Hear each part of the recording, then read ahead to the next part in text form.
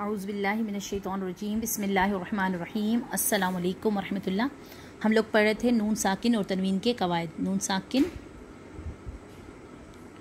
और तनवीन के कवायद, ठीक है। आज हम लोग पढ़ेंगे इसमें इक़लाब को, इक़लाब या क़ल्ब। इक़लाब या क़ल्ब यानी बदलना, ठीक है। इक़लाब या क़ल्ब यानी बदलना। नून साकिन और तनवीन की आवाज़ को मीम की आवाज़ में बदलना, और वो एक ही हरूफ पर होता है। वो हरूफ़े कौन सा है? हरूफ़े बा। ये कायदा सिर्फ़ और सिर्फ हरूफ़े बा पे चलता है, हरफ़े बा पे, ठीक है। और क्यों होगा नून साकिन और तनवीन के बाद अगर हरफ़े बा आया तो वहाँ इक़लाब होगा, ठीक है। वहाँ क्या होगा? वहाँ होगा इक़लाब। इक़लाब यानी नून साकिन और तनवीन की आवाज़ को हरूफ़े मीम की आवाज़ में बदलना, जो कि कुरान पाक में एक छोटा सा मीम लिखा होता है, वो आप सब लोग जानते ही हो। आइए हम उसकी मिसालें देखते हैं। अब इक़लाब की मश्क करके देखते हैं। जैसे कि है अम्बत, अम्बतत, फम्बिस, अम्बिया, फम बिद लिखूँ, फम बिज, ठीक है। अब ये वैसे क्या है? फ़न बिज, फ़ा नून फ़न बादल बिज, लेकिन अब यहाँ पे नून साकिन है। ये है हमारा नून साकिन, ठीक है। इसके बाद आपको नज़र आ गया ये वाला बा, ठीक है। ये बा नज़र आ रहा है ना आप लोगों को? ये जो है बा, हरफ़े बा, इसकी वजह से ये बा आ गया। तो इसकी वजह से अब हम क्या करेंगे? यहाँ पे छोटा सा लिखा होता है फिर मीम। कुरान पाक में इस तरह होता है ना, छोटा सा मीम लिखा होता है कि अब हमें क्या पढ़ना है? फम बेस, फ़ा को नून की आवाज़ के बजाय मीम की आवाज़ निकाल के पढ़ना होता है, ठीक है। यह है इसका कायदा।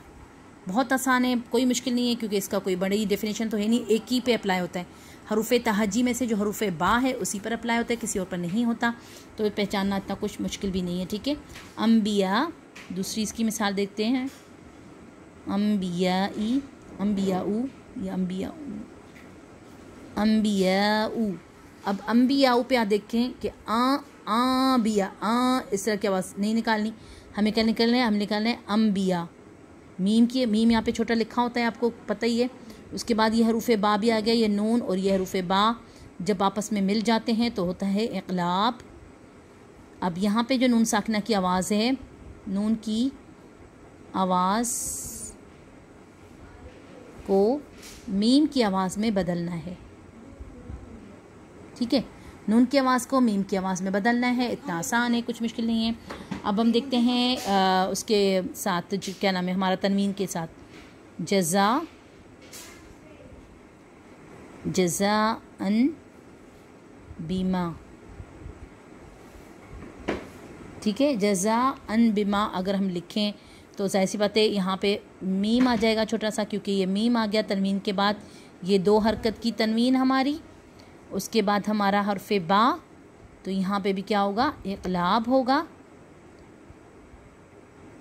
इक़लाब होगा। यहाँ पे छोटा सा मीम लिखा होगा ऊपर, और फिर ये हमारा हो जाएगा जज़ाअम बीमा। हमको हमें क्या करना है? इसके साथ इसको मिला देना है, कर देना है, ठीक है। ये ना आपको पता चल चुका होगा, आसान है बिल्कुल। और इसके साथ एक और लफ्ज़ भी हम लोग देते हैं, कौन सा होगा?